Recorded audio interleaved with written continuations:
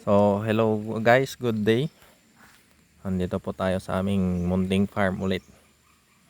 Andun po yung father ko, nag-re-release ng mga kinuha nating fingerlings. Yan. So, lalagyan po natin ng more or less 3,000.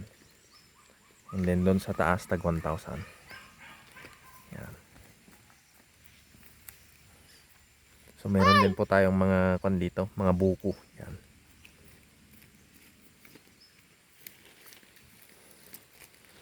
Yan, meron din pong nyug doon. So, marami po tayong nyug dito sa tabi ng aming fish pond. Yan. So, kung may mapapansin kayo mga kulay green dyan, yung mga yan po ay asola. Pinapakain po namin sa aming mga baboy at manok. Pangdagdag na protein.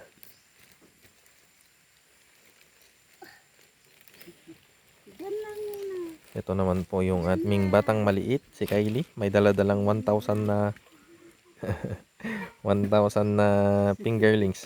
Nay, wala na, nabilag na. Kunin mo ah. Mabalin sa ikan lata dyan eh. Jay. Sayan tiko. Madi karganto tiko tatan sa baling pa. Pag yan na data, Yan, yung batang maliit. Ngiti ka naman, hindi na kasi mangot.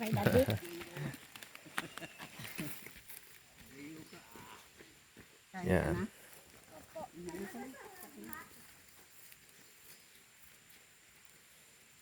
Naglalaro na yata yung tukon natin.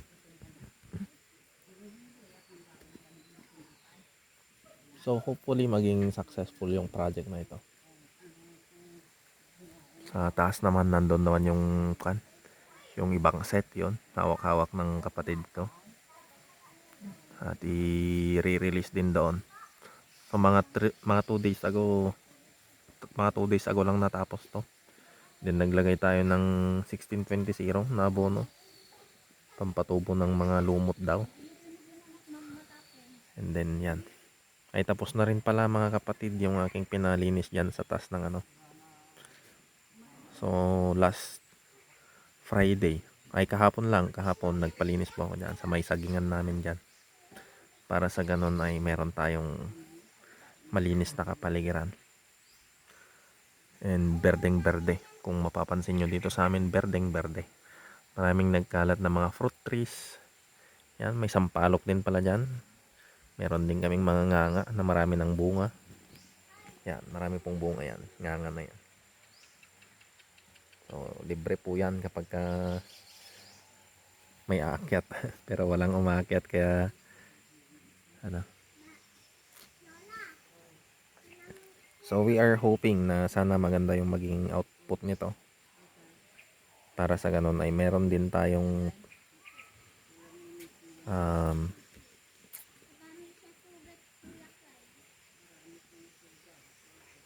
extra na pagkakitaan. Yung sabi nga nila, nag-e-enjoy ka na, nagkaroon ka pa ng extra.